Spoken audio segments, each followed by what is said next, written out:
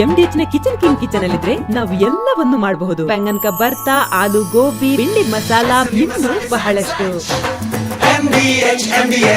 ಬೆಳಗಾವಿಯ ಸುವರ್ಣಸೌಧದಲ್ಲಿ ಚಳಿಗಾಲದ ಅಧಿವೇಶನ ನಡೀತಾ ಇದೆ. ಸಿಎಂ ಕುರ್ಚಿ ವಿಚಾರ ಸೇರಿ ಹಲವು ಗಂಭೀರ ವಿಷಯಗಳ ಬಗ್ಗೆ ಚರ್ಚೆಯಾಗಿದೆ.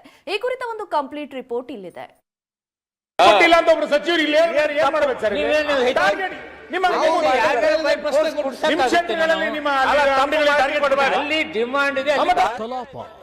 ಬೆಳಗಾವಿಯಲ್ಲಿ ಚಳಿಗಾಲದ ಅಧಿವೇಶನ ನಡೀತಿದೆ. ವಿಪಕ್ಷ ಮತ್ತು ಆಡಳಿತಾರೂಢ ಪಕ್ಷಗಳ ನಡುವೆ ಜಟಾಪಟಿ ಜೋರಾಗಿದೆ. ಸಣ್ಣ ಅತಿ ಸಣ್ಣ ಕಿರಾಣಿ ಅಂಗಡಿಗಳಲ್ಲಿ ಮದ್ಯ ಮಾರಾಟ ಮಾಡ್ತಿರೋದು ಈಗಾಗಲೇ ಸರ್ಕಾರಕ್ಕೆ ಬಂದಿದೆಯಂದ ಸುರೇಶ್ ಕುಮಾರ್. ಕಿರಾಣಿ ಅಂಗಡಿ ಯಾಕೆ, ಸ್ವಿಗ್ಗಿ ಝೊಮ್ಯಾಟೊದಲ್ಲೇ ಸಪ್ಲೈ ಮಾಡಿಸಿ ಅಂತ ಸರ್ಕಾರದ ವಿರುದ್ಧ ಮುಗಿಬಿದ್ರು. ಈ ವೇಳೆ ಮಧ್ಯ ಪ್ರವೇಶಿಸಿದ ಡಿಕೆ ಅನಧಿಕೃತವಾಗಿ ನಡೆಯುತ್ತಿರಬಹುದು, ನಾನು ಎಷ್ಟೋ ಕಡೆ ಕೇಳಿದ್ದೇನೆ ಅಂದ್ರು. ಮನೆ ಬಾಗಿಲಿಗೆ ನಾವು ಸರಬರಾಜು ಮಾಡ್ತೀವಿ.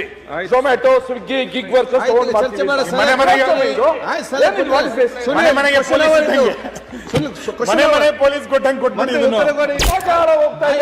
ಇಷ್ಟೇ ಅಲ್ಲ, ಆನ್ಲೈನ್ ಮೂಲಕ ಡ್ರಗ್ಸ್ ಸಪ್ಲೈ ಆಗ್ತಿದೆ ಅಂತಾನೂ ವಿಧಾನಸಭೆಯಲ್ಲಿ ಸುರೇಶ್ ಕುಮಾರ್ ಆರೋಪಿಸಿದ್ರು.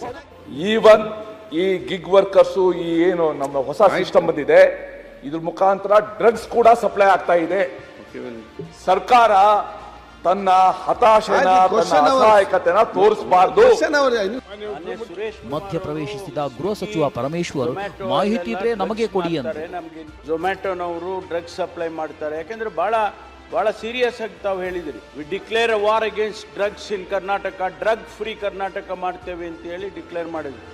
ಆ ಇದರಲ್ಲಿ ನಾವು ಬಹಳ ಹೋರಾಟವನ್ನೇ ಮಾಡ್ತಾ ಇದ್ದೀವಿ. ನೂರಾರು ಕೋಟಿ ರೂಪಾಯಿ, ಸಾವಿರಾರು ಕೋಟಿ ರೂಪಾಯಿ ಡ್ರಗ್ಸ್ ಹಿಡಿದಿದ್ದೇವೆ. ತಾವು ಈಗ ಅದನ್ನ ಇನ್ಫಾರ್ಮೇಶನ್, ಯಾಕೆಂದ್ರೆ it is not a small statement you are making, it's a very big statement. I want you to share that information whatever you have. ಇದೊಂದು ದೊಡ್ಡ ಮಾಫಿಯಾ. ಬೆಂಗಳೂರಿನಲ್ಲಿ ಕಸದ ಸಮಸ್ಯೆ ಬಗ್ಗೆ ವಿಪಕ್ಷ ನಾಯಕ ಆರ್ ಅಶೋಕ್ ಪ್ರಸ್ತಾಪಿಸಿದ್ರು. ಡಿಸಿಎಂ ಡಿಕೆಗೆ ಸಲಹೆ ನೀಡಿದ್ರು. ಇದೊಂದು ದೊಡ್ಡ ಮಾಫಿಯಾ ಇದೆ, ಇವತ್ತಿಂದ ಅಲ್ಲ, ಬಹಳ ವರ್ಷ, ಸುಮಾರು 30-40 ವರ್ಷದಿಂದ ಮಾಫಿಯಾ ಇದೆ. ನಾನು ಪ್ರಯತ್ನ ಮಾಡಿದೆ, ನಾನು ಡಿಸ್ಟ್ರಿಕ್ಟ್ ಮಿನಿಸ್ಟರ್ ಆದಾಗ 3 ದಿನ ಕಸ ಎತ್ತದೇ ನಿಲ್ಲಿಸ್ಬಿಟ್ರು. ಒತ್ತಡ ಶುರುವಾಯಿತು. ಅಪ್ಪ ನೀವೇ ಮಾಡ್ರಿ ಅನ್ನೋ ಸ್ಥಿತಿಗೆ ಬಂದ್ಬಿಟ್ಟಿವಿ ನಾವು. ಅದಕ್ಕೆ ಏನಾನ ಸಪ್ರೇಟ್ ಒಂದು ಬಿಲ್ ತಂದ್ಬಿಡಿ, ಆ ಗೂಂಡ ಆಕ್ಟ್ ಆಗೋದು ಅಥವಾ ಏನು ಸ್ಟ್ರೈಕ್ ಮಾಡದೆ ಇರೋಕೆ. ಯಾಕಂದ್ರೆ ಇದು ಎಸೆನ್ಷಿಯಲ್ಲು. ಯಾವ ರೀತಿ ಕರೆಂಟು, ನೀರು ಯಾವ ರೀತಿ ಎಸೆನ್ಷಿಯಲ್ ಇದೆ, ಫೈರು, ಇದೆಲ್ಲ ಎಸೆನ್ಷಿಯಲ್ ಇದೆ. ಈಗ ಲೇಟೆಸ್ಟ್ ಟೆಕ್ನಾಲಜಿ ಭಾಳ ಚೆನ್ನಾಗಿ ಬಂದಿದೆ, ನಾವು ಇದನ್ನು ಬಗೆಹರಿಸ್ತೀವಿ. ಏನು ನಮ್ಮ ಸುರೇಶ್ ಅವರು ಮತ್ತು ಏನು ನಮ್ಮ ವಿರೋಧ ಪಕ್ಷದ ನಾಯಕರು ಹೇಳಿದ್ರು, ಈ ಒಂದು ಮಾಫಿಯಾನ ಮಟ್ಟ ಹಾಕ್ಲಿಕ್ಕೆ ಏನು ಬೇಕೋ ನಾನು ಖಂಡಿತ ಅದಕ್ಕೆ ಕಾನೂನಲ್ಲಿ ನಾನು ನೋಡ್ತೀನಿ. Whatever is not available there, ಖಂಡಿತ ಇದ್ರ ಬಗ್ಗೆ ನಾವು ಕ್ರಮ ಕೈಗೊಳ್ಳುವಂತ ವ್ಯವಸ್ಥೆನ ನಾನು ಮಾಡ್ತೀನಿ.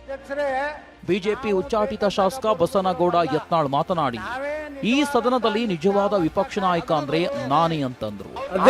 ಬಿಜೆಪಿ ವಿರೋಧ ಪಕ್ಷದ ನಾಯಕರು. Bureau report, TV9.